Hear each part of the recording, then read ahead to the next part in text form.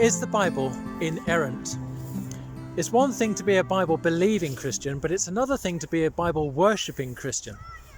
On the one hand, we shouldn't underestimate the Bible, but on the other hand, it's not to be idolised either.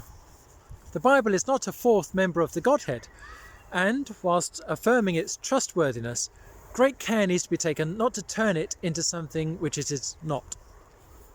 You may have met people, sometimes linked to various cults, who have a wonderful knowledge of portions of Scripture, but yet they sadly fail to find the God to whom those Scriptures are pointing and to enjoy a personal relationship with Him. It's a great shame that the purpose of the Bible can be so misunderstood, and false doctrine soon becomes a result as passages are used out of context.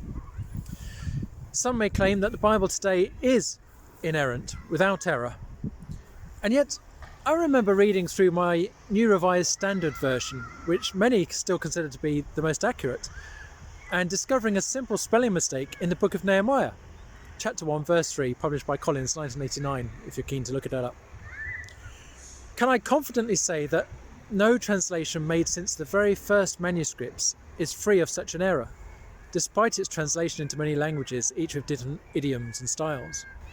If I were to translate the Bible, or even merely copy it out word for word, would you be confident that my version was free from error? I certainly couldn't give any such guarantee. If, on the other hand, the inerrancy of Scripture refers to the original manuscript, the very first written record, then the inerrancy of the Bible relies less on our ability to copy and preserve, and more on our trusting God's perfect original. And so the phrase therefore sits much more comfortably. Charles Spurgeon said, "Men talk of the mistakes of Scripture, and I thank God that I have never met with any. Mistakes of translation there may be, for translators are men, but mistakes of the original word there can never be, for the God who spoke it is infallible, and so is every word he speaks, and in that confidence we would find delightful rest." What is certain is that you and I are not inerrant.